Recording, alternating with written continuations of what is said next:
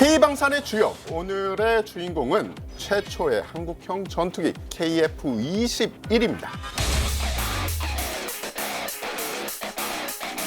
아, 이제 진짜 때가 되었구나. 아주 특이한 별명이 있죠. 베이비 랩터. 세계 최강의 전투기죠. 대한민국이 이렇게 빨리 성과를 낼 줄은 몰랐다. 그때 뭐 나오셔가지고 막 안티도 많이 모으고 저는 해군을 사랑합니다. 예, 그래서 좀 이거 계속 해야 됩니까? 이렇게. 넘어가겠습니다.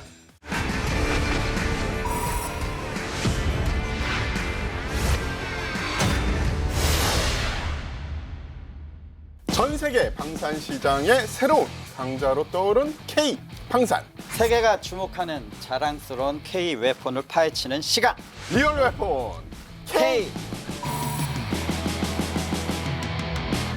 바로 시작을 해볼까요? 근데 시작하기 전에 중요한 게 하나 있습니다. 여러분, 구독과 좋아요, 알림 설정은 좋은 영상을 만드는데 큰 도움이 됩니다. K방산의 주역, 오늘의 주인공은 최초의 한국형 전투기 KF-21입니다. 아재님, 전투기 조종사로서 KF-21 개발 소식을 처음에 들었을 때 어떤 생각이 드셨어요?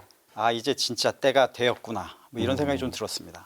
저는 솔직히 반신반의했다라는 게 솔직한 심정이죠. 하지만 그 모든 우려를 덮고 이렇게 이 자리에서 KF-21에 대해서 이야기를 할 수 있다. 아, 저는 그 자체만 해도 무한 기쁨입니다. 저는 부담이 많습니다.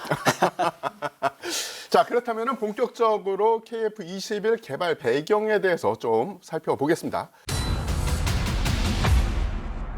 1980년대부터 시작된 이전의 FX 계획에서는 외국 기업의 전투기를 라이센스 생산을 해서 대한민국 군사력을 강화한다라는 계획을 추진해 왔었어요. 하지만 국내 산업 기술력의 한계로 이런 방식으로는 만족스러운 상황을 만들지 못했던 겁니다. 1차적으로 제공을 하고 들어보셨죠. KF-5를 라이센스 생산을 시작으로 KF-16까지 이렇게 기술 축적을 해왔는데 사실 크게 만족스럽지는 못했던 것 같습니다. 따라서 대한민국 정부와 국방부는 국내 기술력을 기반으로 전투기를 자체 개발하고 생산하는 방식으로 전략 자체를 바꾸게 됩니다. 이를 위해 2001년 시작된 KF-X 프로그램을 진행하게 됩니다. 2015년 카이가 프로그램 선정을 받았고요. 그러면서 숨가쁘게 프로그램이 진행이 되는데 그렇죠. 2021년 시제 1호기가 출고가 돼요. 그리고 2022년 7월에 첫 비행에 성공을 합니다. 아주 감격스러운 순간이었죠. 불과 1년 만에. 예. 그리고 6개월 후에는 초음속을 돌파를 하고 중거리 공대공 미사일 무장 분리 시험에도 합격을 합니다. 공중 기초 발사 실험에도 성공을 하고요.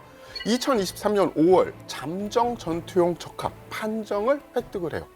이게 어떤 의미인가요? 잠정 전투용 적합 판정이라는 것은 이대로 가면 우리가 전투용으로 쓸 수 있겠구나. 중간 체크를 했을 때 오케이 사인은 어느 정도 받았다고 봐야죠. 그리고 2023년 시제기 6대 모두 최초 비행에 성공을 합니다. 감격스럽습니다. 맞습니다. 그리고 2024년 사천 에어쇼에서 바등각 비행을 선보이면서 그야말로 국내 항공 애호가들이 와 하는 상황이 벌어졌죠. 네. 이게 어떤 의미예요?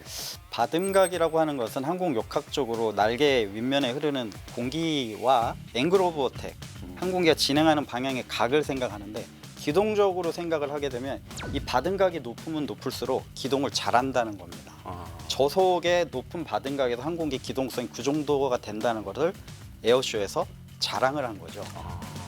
에어쇼를 잘 보시면 많은 비행기들이 저속으로 이렇게 비행하는 걸 보실 수 있어요. 그거를 해준 거죠. 완전 자신감이 붙은 그렇죠. 거구나. 예. 국민들한테 나 이런 존재야 라고 보여줄 수 있는. 네. 대단합니다. 사실 KF-21 사업 초기에 해외의 여느 전투기 개발 유수업체가 KF-21 개발 계획을 기적에 기반한 개발 일정이다 할 만큼 그야말로 실현 불가능한 무리한 계획으로 평가를 했었지 않습니까? 왜냐하면 해외 업체들의 경험으로 봤을 때 이 기간에는 절대로 안 된다라고 판단을 했겠죠. 그런데 웬걸 일정 예산, 기간 초과 없이 지금 너무나 잘 만든 비행기 지금 나오고 있습니다. 거기다가 개발 시작하고 9년 만에 이걸 양산을 한다고 해외에서 놀랄 수밖에 없는 거죠. 그렇죠. 예, 사실은 해외에서도 최신 전투기를 개발할 때 보통 15년에서 20년 이상 걸립니다. 그런데 KF-21은 9년 만에 양산 전투기를 떡 하고 내놨는데 그 9년 안에 또 뭐가 있었습니까? 코로나가 있었죠. 코로나 팬데믹, 모든 것이 정지되고 국경이 막혔는데 그럼에도 속도를 내서 모든 것을 계획하에 다 했다. 와, 코로나 팬데믹이 무슨 의미를 주었나 하면 거기 같이 협력하고 일하는 분들이 예를 들자면 100명이 일해야 될 거를 코로나 때문에 4분의 1밖에 와. 일을 할 수 없음에도 불구하고 이걸 속도를 맞춘 거죠. 일정을. 대단한 겁니다. 이건. 자, 아재님이 이 자리에 있는데 우리가 이 질문 안 할 수 없죠. 전투기 조종사로서 KF-21 형상에 굉장히 관심이 많으실 것 같은데요. 국산 전투기가 개발된다는 것은 전투기 조종사뿐만 아니라 온 국민이 염원한 거기 때문에 근데 제가 몇 가지만 짚고 넘어가고 싶은 게 좀 있어요. 첫 번째, KF-21 형상이 스텔스냐 아니냐 이런 얘기가 좀 있었죠. 근데 개발 초기에 무슨 얘기가 있었냐면 스텔스를 염두에 두지 않았다. 그죠. 그런 얘기가 좀 많았습니다. 이것은 제 생각에는 아직 자신하지 못했다라고 생각을 하는데 지금 잘 되고 있잖아요. 지금 어떤 얘기가 나옵니까? 이건 세미 스텔스 형상이다. 그리고 앞으로 6세대까지 진화를 할 것이다. 그리고 첫 번째 세미 스텔스라고 얘기를 이미 한 것은 스텔스를 염두에 둔 거죠. 우리는 여기서 단계별로 기술 축적을 해서 스텔스까지 가겠다는 의미겠죠. 그래서인가요? 아주 특이한 별명이 있죠. 베이비 랩터. 베이비 랩터 애칭 있죠. 랩터 아시죠? F-22 세계 최강의 전투기죠. 5세대 이상의 전투기라고 보고 있는데 미국의 입장은 스텔스도 가져야 되고 F-15 이후에 제공 전투기도 갖고 싶은 거예요. 그 두 개 기술이 접목되다 보니 저런 형상이 나왔는데 우리도 세미 스텔스고 비슷한 컨셉으로 가다 보니 닮을 수밖에 없습니다. 이건 항공 역학적으로 닮아지게 되는 거죠. 다른 나라의 전투기도 보시면 스텔스라고 나오는 거 보면 다 미국의 랩터를 베꼈다 이런 얘기가 나오는데 또는 뭐 외계인이 가르쳐줬다. 근데 이제 항공 역학적으로 오면 한계에 어느 정도 다다랐다고 봐야 되겠죠. 그리고 이제 그거를 다른 센서나 무장으로 업그레이드 시키는 방향으로 지금 개발이 되고 있다고 이해를 하시면 될 것 같습니다. 말씀하시는 거 들으니까 우리가 흔히 하는 얘기 있잖아요. 새로운 기술이 나오면 외계인을 갈아 넣었다 혹은 외계인을 고문했다. 나도 이게 한계야. 이제 그만해 라고 했겠네요. 그만하세요. 예. 넘어가겠습니다. 여기서 KF-21의 4대 핵심 기술에 대해서 좀 알아보고 갈게요. 제일 중요한 건 눈이죠. 그렇죠. A사 레이더. 천여 개의 소형 송수신 모듈을 독립적으로 움직여서 목표물을 탐지하고 정보 처리하는 속도가 기존에 비해서 한 1000배 정도 빠르다라고 이야기가 되는 그런 레이더입니다. 동시에 30개의 목표를 추적할 수 있는 게 특징이고요. 향후 수출용 FA50 블록 20에도 배치가 될 것이다. 이런 예상이 여기저기서 나오고 있어요. A사 레이더가 왜 중요하냐면요. 이지스함에 달고 있는 레이더를 전투기에 달고 있다고 생각하시면 쉽게 이해가 됩니다. 이전에는 기계식 레이더 하나가 있으면 미사일 하나밖에 방어가 안 돼요. 아까 말씀하신 대로 동시에 30개의 목표물을 추적할 수 있다. 각각의 레이더 소저가 적기를 추적할 수 있는 거예요. 이건 상당한 기술입니다. 또 하나는 공대공 전투를 하면서 동시에 공대지 전투를 할 수 있습니다. 이전 전투기들은 공대공이면 공대공, 공대지면 공대지에 맞게 레이더를 썼어야 돼요. 내 레이더를 쓰게 되면 두 개가 같이 되기 때문에 생존성에 상당히 신뢰성을 줄 수 있죠. 자, 다음 알아봐야 될 것은 RF 제모, 전자파 방해 장비인데요. 방해 전파를 방사를 해서 적의 레이더 미사일을 무력화하는 기능을 가지고 있는 장비죠. 예, 이거는 어느 정도 전자전 측면에서 업그레이드된 장비인데 이거는 좀 보안 사항이 있어서 향후 업그레이드되는 걸 좀 봐야 될 것 같습니다. KF-21에서 좀 특이할 만한 게 EOTGP라고 해서 전자광학 표적 추적 장비가 있습니다. 타겟팅 파드라는 기능을 이제 일체화시키기 위한 중간 과정인데 일렉트로 옵티칼 광학으로도 볼 수 있다는 거죠. 이전에는 레이저나 레이더 기술을 가지고 지상의 목표물을 봤다면 이제 광학까지 볼 수 있게 되는 거죠. 저게 왜 중요하냐면 공군의 정찰기들이 있어요. 그 정찰 자산들에 의해서 적의 표적들을 가져오면 그 표적을 할당받아서 전투기가 타격하는 시스템이었는데 EOTGP가 들어오면서 저런 타겟팅 파트 자체가 정찰을 할 수 있는 플랫폼이 되는 거죠. 바로 즉각적으로 표적을 확인해서 바로 때릴 수 있는 그런 역할이 가능하게 된 거죠. 하나 또 특이한 것은 IRST, 적외선 탐색 및 추적 장비라는 게 있어요. KF-21 앞에 이렇게 코가 이렇게 하나 나와 있는 게 있는데 레이더가 아니라 IR, 인프라레드, 적외선으로 탐지하는 장비입니다. 이건 특이하게 우리나라 전투기에서 처음 들어가는 거죠. IRST가 왜 필요하냐면 적을 탐지하기 위해서 레이더로 락온을 하는 순간 적의 전투기 조종사는 RWR이라고 레이더 워닝 리시버를 달고 있어요. 내가 지금 위협을 당하고 있구나. 그리고 회피 기동을 하게 됩니다. 제가 락온하면 회피 기동하면 미사일을 쏠 수 없겠죠. 그죠. 그래서 레이더를 사용하지 않고 IRST를 사용해서 탐지해서 조용히 기습을 할 수 있습니다. 그래서 이런 게 앞으로 센서가 계속 발달됨에 따라 이 IRST가 레이더만큼의 역할을 해주기 때문에 다시 부각이 되고 있는 겁니다. 또 제가 듣기로는 IRST를 운용을 하면 스텔스기를 잡을 수 있다. 잘 들으셔야 되는 게 IRST가 스텔스를 잡는다는 내용이 아니라 이게 있다 보니 스텔스도 잡히구나. 왜냐하면 스텔스도 엔진을 가지고 있어요. 이걸 IRST가 잡을 수가 있습니다. 그럼 스텔스를 잘 만들어 놨는데 이게 걸리면 스텔스가 아니잖아요. 그죠. 그거 하나만으로도 일단 군사작전의 승리의 요인을 가져갈 수 있다. 그런 측면을 얘기하고 싶습니다. 그리고 현재는 적외선 감지를 회피할 수 없는 엔진이지만 발전용으로 가면 비행 중에 기체에서 발생하는 열소수나 엔진에서 발생하는 열소수도 줄여가지고 적외선 감지를 회피할 수 있는 진정한 6세대 스텔스기를 개발하는 계획도 세우고 있다. 이렇게 알고 있습니다. 이게 참가 방패입니다. 아까 IRST 말씀드렸잖아요. 저게 피탐이 안 돼야 되는 거죠. 근데 기존의 엔진들은 NCTR이라고 해서 레이더 반사파를 보고서 기종을 식별할 수 있는 기술이 있어요. 그래서 지금 F-18 같은 경우는 그런 엔진들을 써서 보호 장치들이 들어가고 있고요. KF-21도 지금 엔진이 F-18용 엔진을 사용하고 있잖아요. 그런 기술이 들어가 있다고 봐야 되죠. 근데 향후 국산화되면서 그 기술들 더 업그레이드하고 아까 말씀드린 열 감지까지 줄이려면 엔진 형상이 바뀌어야 되겠죠. 그래서 국산 엔진을 개발하려고 하는 노력이 거기에 있는 거라고 봅니다. 지금 해외에서는 사실상 6세대급을 개발하는 국가들이 많은데 왜 우리는 지금 이 시기에 4.5세대를 만들고 있느냐. 그렇게 되면 뒤처지는 거 아니냐. 친구야. 지금 몇 살이고 농담을 했습니다만 지금 한반도에 우리나라가 처한 군사적 현실을 봐야 돼요. KF-21을 만들 때 첫 번째 목표는 노후화된 F4, F5 전투기를 대체하는 게 첫 번째 목표거든요. 일부 노후화된 F-16도 이거 교체를 해야 돼요. 그럼 성능도 어느 정도 F-16급을 맞춰서 가야 되겠죠. 이게 첫 번째 목표였습니다. 첫 번째 목표를 6세대를 만드는 게 목표가 아니었거든요. 양과 질이라는 문제를 좀 말씀드리고 싶은데요. 6세대면 질적인 측면에서 되게 좋겠죠. 그러나 우리 그렇게 비싼 6세대를 몇 대나 살 수 있겠느냐. 근데 우리는 양적으로 400대로 전투기가 묶여 있어요. 근데 대부분의 전투기가 이제 퇴역을 해야 되거든요. 이게 우리가 왜 6세대를 하느냐 그 문제가 아니라 지금 급한 상황을 빨리 불을 꺼야 된다. F4, F5 어떻게 보면 체급을 같이 묶어서 말씀을 해주셨는데 F4는 얼마 전에 퇴역식을 해서 그렇죠. 아직도 그러니까 F5가 굉장히 많이 운영이 되고 있다. 두 번째는 일단 공군은 전투기를 세 단계로 나눠 있습니다. 하이급, 미디움급, 로우급. 그래서 퇴역하는 전투기들이 미디움급이에요. 이 전투기를 대체해야 될 미디움 전투기가 필요한 거고요. 하이급은 F-15K 이후에 지금 F-35가 들어와 있죠. 그걸 F-21이 지금 빨리 대체할 필요는 없다고 보는 거죠. 그리고 로우급은 아시겠지만 FA-50이 지금 담당을 하고 있는 거죠. 우리의 허리 전력이 필요한 겁니다.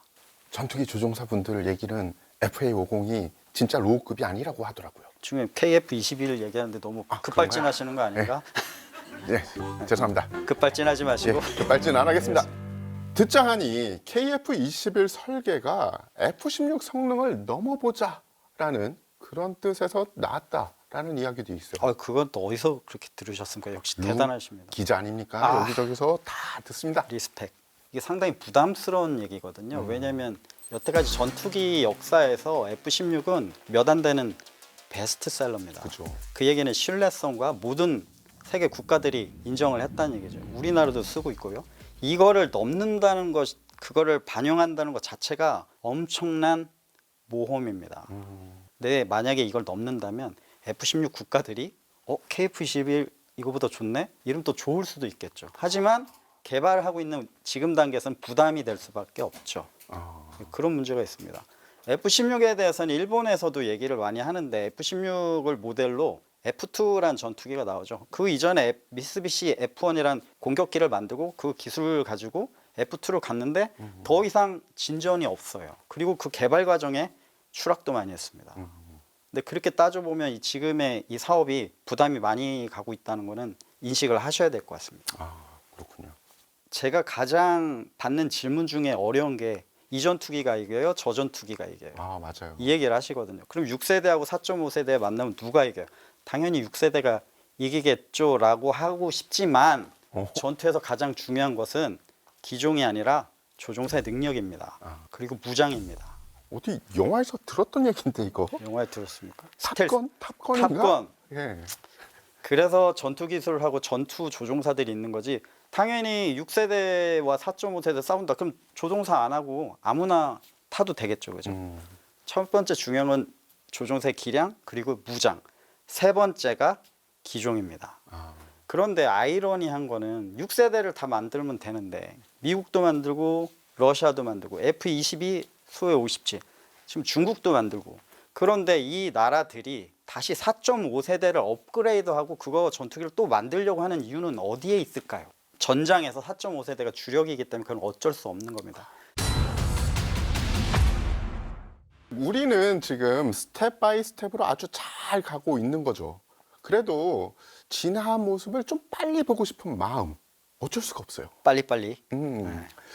아마 모두가 그러실 겁니다. 그래서 다들 KF-21 확장성에 관심이 많은데요. 블록 1은 공대 공, 블록 2는 공대 지, 블록 3는 스텔스 기능을 발휘하면서 유무인 복합, 편대 운영이 가능하게 진화되는 것이 계획입니다.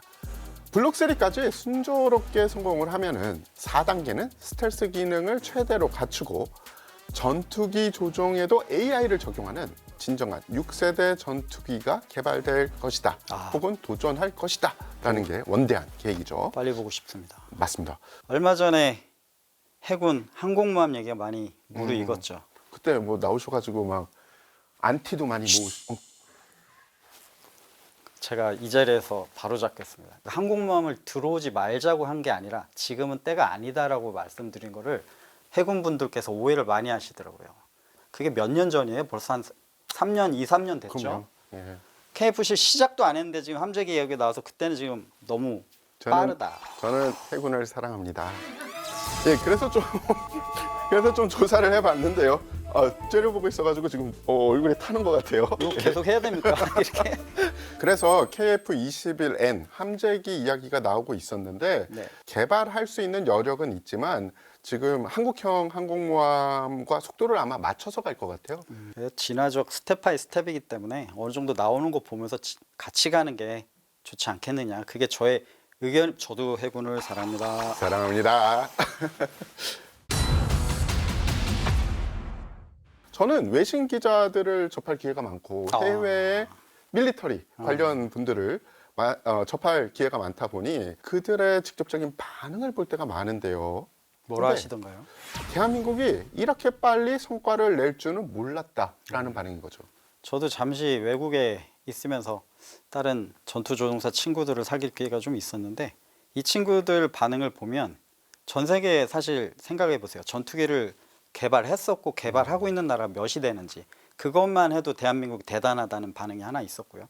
조금 더 디테일하게 얘기를 하자면 6.25 때 공군으로서 대한민국 참전했던 국가 몇 국가 안 되는데. 예, 그 나라의 조종사가 얘기가 6.25의 전쟁을 받았던 이 대한민국이 이제는 자기들보다 더 부강해지고 근데 이제 전투기까지 만들다. 대단하다고 얘기했고. 근데 그 친구분은 어디서 만나신 거예요? 한간에 듣자니 뭐 한동안 안 보이셨잖아요. 다음 기회에 꽝. 알겠습니다. 실제 전투기 조종사 출신인 아재 고고님과 함께 이야기를 해봤는데요. 언제나 리얼FM K에는 특별하고 특이한 컨텐츠가 있습니다. 오늘은 이 정도 털고 가겠습니다. 다음 편 기대해 주십시오. KFN TV가 KT 채널 101번에 편성이 됐다는 소식입니다. 와우. 자, 그 뜻은 뭐냐? 앞으로 저희 리얼 웨폰 K 그 채널에서도 볼 수 있고, 물론 이전 채널들에서도 볼 수 있습니다. 그렇기 때문에 많은 관심과 성원, 좋아요, 구독, 알림 부탁드립니다.